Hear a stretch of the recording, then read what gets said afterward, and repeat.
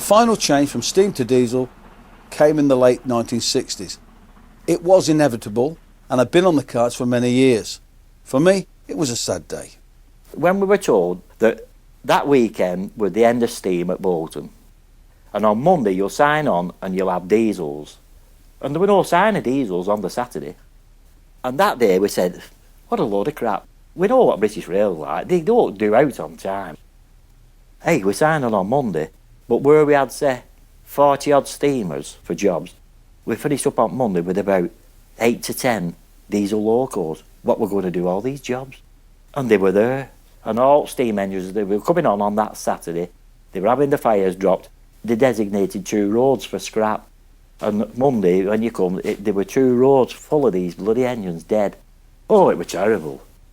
Back end of steam, lads were getting chalk and drawing faces on front. And they'd have a tear. And then they'd put, "Don't let me die." And you thought, bloody hell, it's sad this. And these 8 to 10 diesels. And we had to go on these bloody things. The original concept was to build about 10 locos of various classes, and we're talking about diesel electric locos now, and run them and get all the faults out of them, which was the right idea.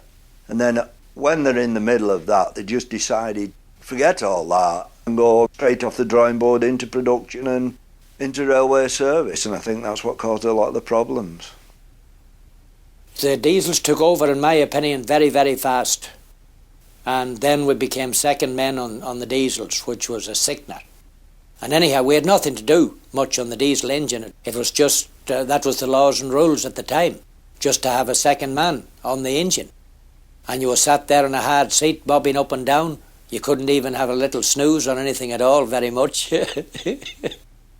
So obviously, Railway then thought, we can't have 2 men riding in front of these bloody things. One of them's not doing anything. So that's when they started this incentive to get rid of offering £250 if you'd pack up.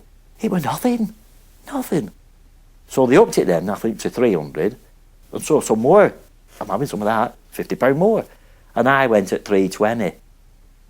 Anything could go wrong with a diesel or electric, whatever. Once you get power failure, you've had it. Steam engine's alive. You can coax a steam engine along. You couldn't coax those along. The steam engine, you could get home and it limped home with 4 wheels.